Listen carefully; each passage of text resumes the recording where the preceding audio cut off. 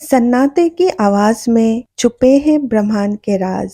क्या आपने कभी सन्नाटा सुना है? नहीं, मैं शोर नहीं कह रही, ना कोई गीत, ना कोई इंसानी आवाज, सिर्फ सन्नाटा। वो गूंजती हुई खामोशी जिसमें कुछ है, कोई गहराई, कोई कंपन, कोई रहस्य। Welcome back to my channel demystify. आधुनिक विज्ञान और प्राचीन आध्यात्म दोनों में एक बात समान रूप से मानी गई है। ब्रह्मांड केवल वो नहीं जो हम आंखों से देखते हैं, बल्कि वो भी है जो हम सुनते हैं, महसूस करते हैं। और इस सुनाई न देने वाले सन्नाटे में छिपे हैं ब्रह्मांड के वो गूढ़ रहस्य जो जीवन, मृत्यु और आत्मा के अर्थ को बदल सकते हैं। सन्नाटे की आवाज में छुपे हुए ब्रह्मांड के राज। सन्नाटा एक अदृश्य संगीत है। भौतिक दृष्टि से सन्नाटा उस स्थिति को कहते हैं जब ध्वनि तरंगे हमारे कानों तक नहीं पहुंचती। पर क्या इसका मतलब यह है कि वहां कुछ नहीं है? वास्तविकता उल्टी है। सन्नाटा उस ध्वनि का प्रवेश द्वार है जिसे हम भीतर से सुनते हैं। ये वो क्षण है जब संसार की बाहरी आवाजें शांत हो जाती है और आत्मा की आवाज बोलने लगती है। प्राचीन ग्रंथों में सन्नाटे का उल्लेख, उपनिषदों में इसे नाद कहा गया, अनाहत नाद, जो बिना किसी दो वस्तुओं की टकराहट से उत्पन्न होती है। बौद्ध ध्यान परंपराओं में सन्नाटे को शून्यता अर्थात वॉइड कहा गया है, जिसमें से सब कुछ उत्पन्न होता है। पतंजलि के योग सूत्रों में प्रत्याहार और ध्यान की अवस्थाओं में सन्नाटा ही साधक को आत्मा की ओर ले जाते हैं। विज्ञान की नजर से सन्नाटा क्या है? क्या ब्रह्मांड में वास्तव में सन्नाटा है? जब वैज्ञानिकों ने अंतरिक्ष में रेडियो वेव्स का अध्ययन किया तो उन्हें समझ आया कि वहाँ खामोशी नहीं है, अंतरिक्ष में भी कंपन है। कॉस्मिक बैकग्राउंड रेडिएशन जो बिग बैंग के समय से अस्तित्व में है, यानी ब्रह्मांड का हर कण कंपन कर रहा है और कंपन ही ध्वनि का मूल है। नासा और साउंड ऑफ स्पेस। नासा ने अंतरिक्ष में से प्राप्त प्लाज्मा वेव को सुनने योग्य ध्वनियों में बदला। पृथ्वी के आसपास का हम जो लगातार बजता है, इन सन्नाटे जैसे ध्वनियों में वैज्ञानिकों को चौंका दिया, क्योंकि इसमें भाव था, तरंग थी और चेतना का एहसास था। कंपन ही है सृष्टि का भाषा। कंपन अर्थात वाइब्रेशन से उत्पन्न ब्रह्मांड। प्राचीन भारतीय विचारधारा कहती है, नाद ब्रह्मा सृष्टि एक ध्वनि से बनी है, ओम। भौतिक विज्ञान कहता है हर चीज कणों से बनी है और हर कण कंपन कर रहा है। सन्नाटे में सुनाई देता है ये कंपन। अब बाहरी शोर थमता है, तब ध्यान के माध्यम से साधक उस भीतर के ध्वनि को सुन सकता है। यह एक निरंतर गूंज है जिसे आहत नाद नहीं, अनाहत नाद कहा गया है। अनाहत नाद सन्नाटे की दिव्य ध्वनि। अनाहत नाद क्या है? हम इस चैनल पर पहले भी अनाहत नाद के बारे में डिस्कस कर चुके हैं। तो यहाँ पर हम लोग ऐसे समझ सकते हैं, बिना किसी टकराव के उत्पन्न ध्वनि को अनाहत नाद कह सकते हैं। हृदय चक्र अर्थात अनाहत चक्र से संबंधित, जहाँ आत्मा और ब्रह्मांड का मिलन होता है, ध्यान में सुनाई देता है। कई साधकों को ध्यान में घंटियों की, वीणा की, बांसुरी की या जलधारा जैसी ध्वनियाँ सुनाई देती है।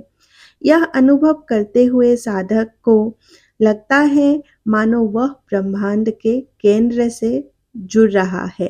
सन्नाटा और आत्मा का संवाद। आत्मा कैसे बोलती है? आत्मा शब्दों में नहीं बोलती, वह कंपन, भाव और अंतःध्वनि में संवाद करती है। जब हम चुप होते हैं, सन्नाटे में जाते हैं, तो वही आत्मा अपनी भाषा में हमें मार्गदर्शन देती है।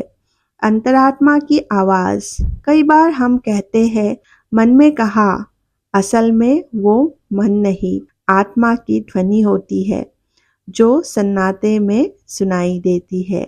ब्रह्मांड का उत्तर सन्नाटे में। ब्रह्मांड कैसे संवाद करता है? ब्रह्मांड प्रत्यक्ष उत्तर नहीं देता, वह संकेतों, घटनाओं और सन्नाटे में छिपी ध्वनि से बात करता है। एक उदाहरण ले लेते हैं। कोई सवाल सोचते हैं और चुपचाप बैठते हैं और एक विचार, एक आवाज आता है, यह उत्तर ब्रह्मांड का होता है। इनर वॉइस, ब्रह्मांड की स्पंदनशील भाषा। ब्रह्मांड के रहस्य किसी शब्द या भाषा में नहीं, स्पंदन में होते हैं। सन्नाटा उन स्पंदनों को ग्रहण करने का माध्यम बनता है। ध्यान और सन्नाटा ब्रह्मांड का दरवाजा है। ध्यान में प्रवेश करते ही सन्नाटा शुरू होता है। 15 से 20 मिनट के ध्यान में ही बाहरी ध्वनियाँ फीकी पड़ने लगती है। एक अलग आवाज सुनाई देती है जो सुनाई भी देती है और नहीं भी। ध्यान की गहराई में मिलने वाले अनुभव, जैसे कंपन का अनुभव, शरीर का हल्का या अदृश्य महसूस होना, समय और स्थान का विलय होना, यही संकेत है कि साधक ब्रह्मांडीय सन्नाटे में प्रवेश कर चुका है। योगिक और सूफी परंपराओं की गवाही।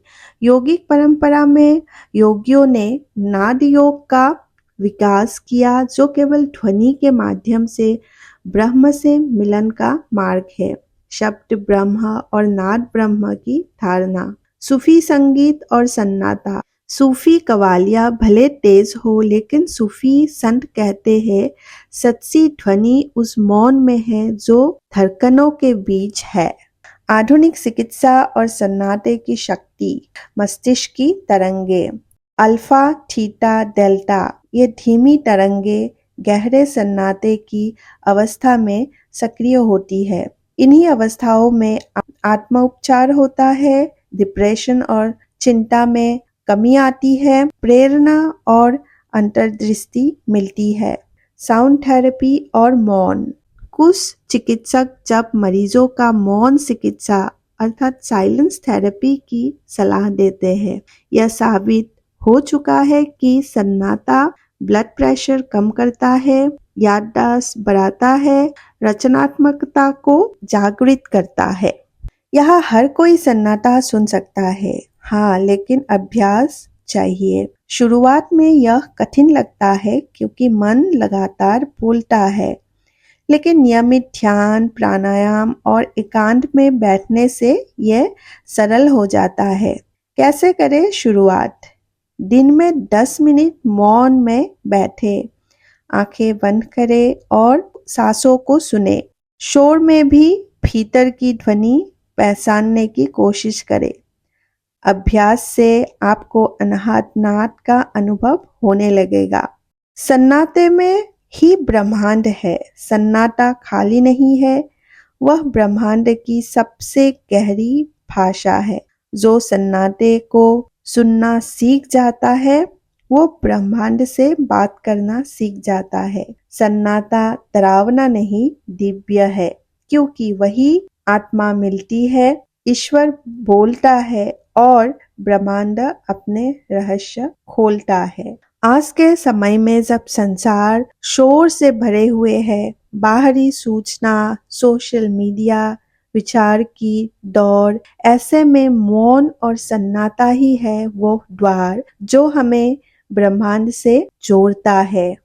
तो इसीलिए एक बार सन्नाटे को सुनते हैं, हो सकता है वहाँ कोई उत्तर हमारा इंतजार कर रहा है। तो आज के लिए इतना ही। ये वीडियो कैसी लगी मुझे कमेंट करके आप लोग ज़रूर बताइए, और अगर सन्नाटे से रिलेटेड आप लोगों का कोई भी एक्सपीरियंस हो तो भी आप लोग कमेंट करके मुझे बता सकते हैं। तो आज के लिए इतना ही।